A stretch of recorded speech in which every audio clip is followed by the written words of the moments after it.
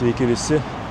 Nesenai tikrindamas savo nufilmuotus failus, netikėtai užtikau praktiškai visai nufilmuotą video apžvalgą apie DJI Osmo Action 4 ir Osmo Action 5 Pro skirtą plataus matymo kampo linzę, būtų DJI FOV Boost Lens. Taigi, kaip sakiau, ta linzė yra skirta filmuoti plačiu kampu, jau super plačiu kampu, ir aš tą apžvalgą turiu padaręs, ir tą apžvalgą dabar filmuoju pradžią pačią ir aš jums ją įkelsiu. Šiuo metu filmuoju DJI Osmo Action 6, kurios palyginimas su kamerom DJI Osmo Action 4, DJI Osmo Action 5 Pro, DJI Osmo 360 ir šita Osmo Action 6 turiu padaręs, beliko tik tai dafilmuoti pabaigą, irgi pasižadu įkelti, o jūs savo ruožtu nepamirškite paspausti laiką, parašyti komentarą ir subscribinti kanalą, kad mane labiau motyvuotumėt ir aš galėčiau toliau daryti tokius darbus. Įžangą filmuoju su DJI Osmo Action 6 makro linzė ir apie tai irgi bus apžvalgėlė. Tai va, kaip sakiau, nepamirškite atlikti tuos 3 veiksmus ir jeigu esate užprenumeravę kanalą, tiesiog paspauskite tada 2 kartus subscribe. Tada reiškia atsiprenumeruosit ir vėl užsiprenumeruosit. Ačiū labai visiems už dėmesį, o dabar žiūrite, ką turiu nufilmavę. Taip atrodo ultrawide su Boost Lens. Va, matosi abudu veidrodžiai. Iki priekinės fūros maždaug yra apie 10 metrų. Kadre atrodo labai toli. Tai va, maždaug va taip va. Galima sekti netgi veidrodžius abudu per ekraną, kaip matote. Va, kamera pas mane stovi tokiam aukštyje ir dabar parodysiu, kaip atrodo ultrawide su Boost Lens ir ultrawide su originalia linze. Sudedu 2 kameras į krūvą ir va taip va, tokie kampai atrodo ekrane. Aš matau puikiai veidrodžius ant ultrawide Boost Lens, o ant tos siaurosios vadinamos originalios linzės aš nematau, nežinau.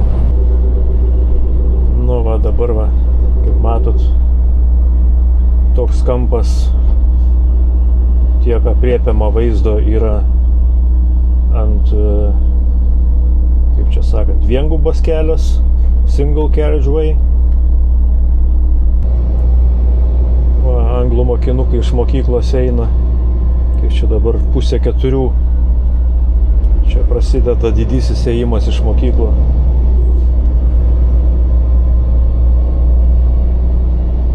Ir dabar va prie to pačio jungsiu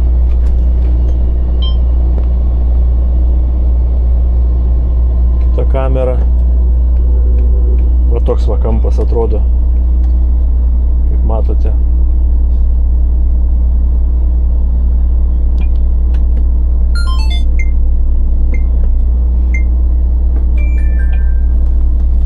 Va, kaip matot, tokia panorama. Vienas minusas yra įjungus ultrawide kampą, ta prasme, nebūtinai su ta linze ar be, bet nebėra to horizonto, nebelaiko kaip horizont balancing, kad įjungi labai siauras kampas. Tai va, visas pliusas yra tos linzės kuo plačiau, tai norisi įjungti ultrawide tą platumo kampą. Ir va, kaip įjungi, ta kamera gaunasi, kad biški va vaikšto šiandien. O taip, tai va, kaip matot, abudu veidrodžiai matosi kadre, abudu langai pilnai praktiškai matosi kadre. Va toks va vaizdelis. Čia tas miestelis vadinasi Tunbridge Wells. Iš čia netoli Londono yra. Va, mokinukus paleido iš mokyklos, kaip matos.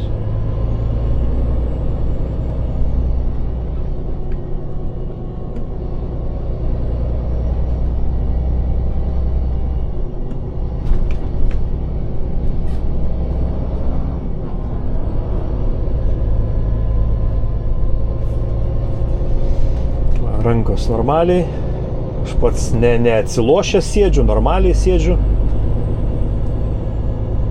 Biškį va į priekį pasilenkiu. Ir taip va. Pilnai normaliai patogiai atsisėdęs. Čia dar biškį. Čia va pati mokykla va šalia yra. Kaip matot, kas ten dedas. Vienu metu visus paleido.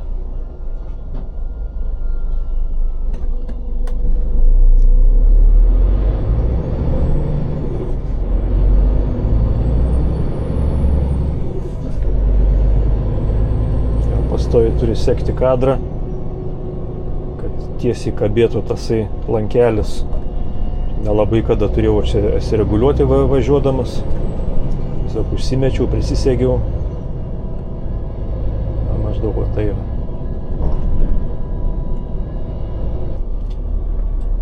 Realiai ką aš matau ekrane ir ką aš matau savom akim, praktiškai ta linzė duoda biškelį platesnį patį kampą, negu taip, kai žiūri akimi priekį. Nu, gal tokį pat, sakykim, gal tokį pat kampą. Jau toksai va, pusiau sfera.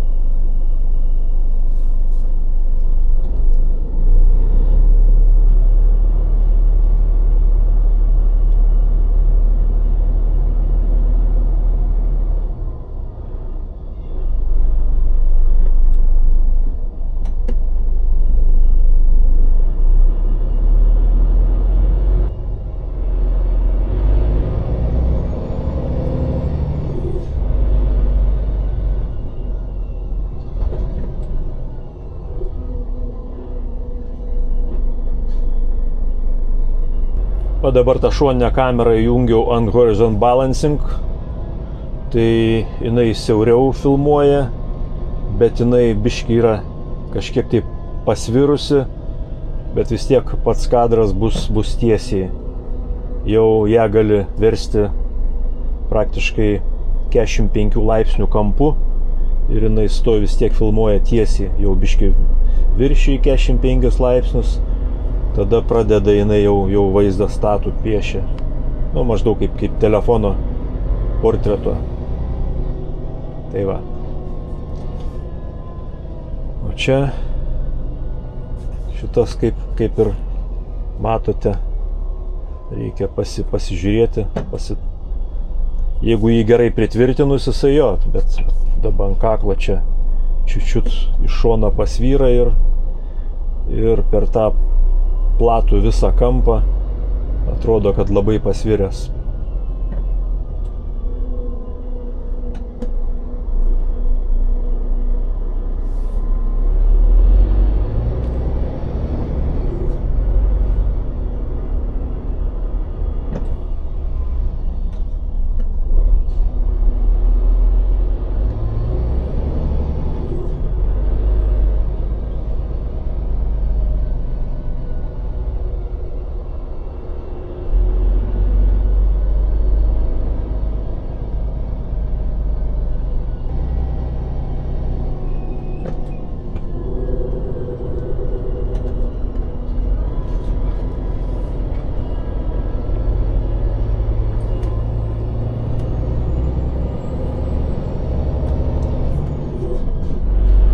Šita linzė realiai naudotina tik tai motociklam, dviračiam ir vat jeigu norite dar už vairo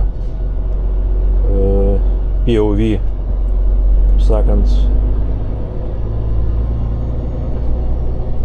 daugiau jinai normaliam filmavimui nelabai sakyčiau iš viso. Aš iš viso nemėgėjęs filmuoti plačių kampų, Dažniausiai statau devorp, man labiausiai užtenka to tokio kampo, bet tarkim, jeigu čia pastatyčiau devorp, tai būtų labai siaura, praktiškai matytųsi priekinis stiklas.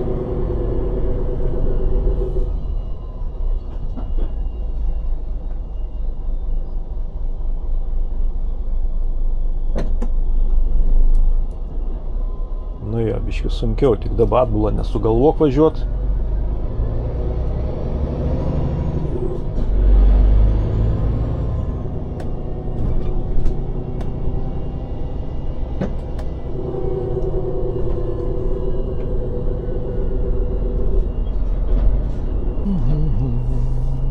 Retai, kuris žiedė posūkį rodo. Ačiū.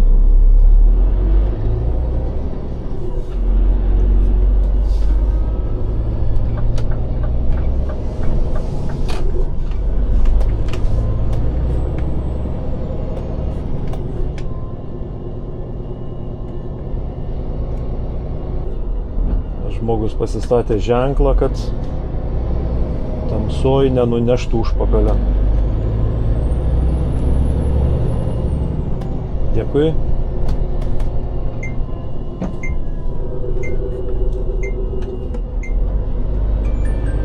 Kita kamera išsijungia.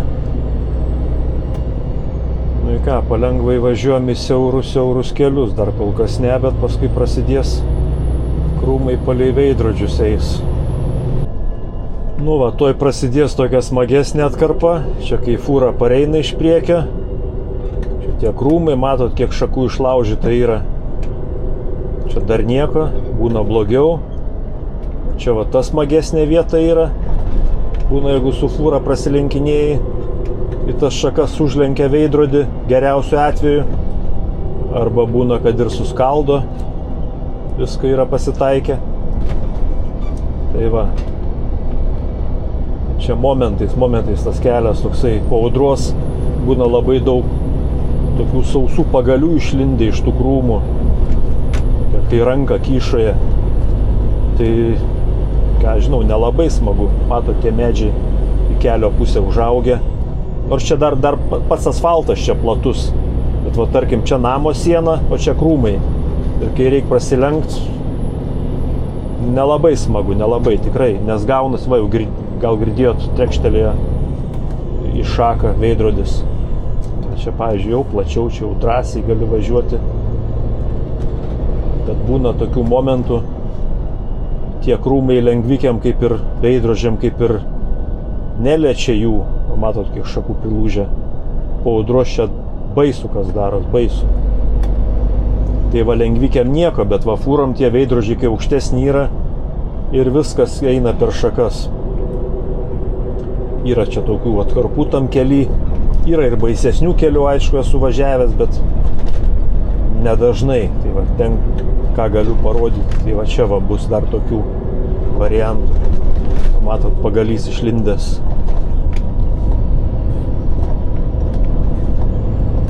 Paskui įjungsiu, kai bus siaurų vietų dar. Tai va, kaip minėjau, šita linzė skirta filmuoti plačiu kampu. Ir jinai geriausia turi būti dėvima ant krūtinės, ant kaklo, su tuo lankeliu ir filmuoti pirmo asmens video, kaip sakant, viskas, kas yra nuo krūtinės į priekį. Tai tiktų sportiniam MTB dviračiams, tiktų keturračiams, tiktų motociklams ir tiktų, va, kaip aš esu sunkvežimio vairuotojas. Kaip matėte video, abudu veidrodžiai fūros kabinoje sėdint normaliai matosi kuo puikiausiai, o jeigu būtų jau paprasta linzė, vienas šonas būtų nukirstas. Tai va toks mano dar, kaip sakant, dadėjimas prie viso šito. Taigi, kaip sakiau, nepamirškit laikas, komentaras ir 2 kartus paspauskit subscribe. Ačiū visiems už dėmesį ir iki kitų video. Čiau, ate.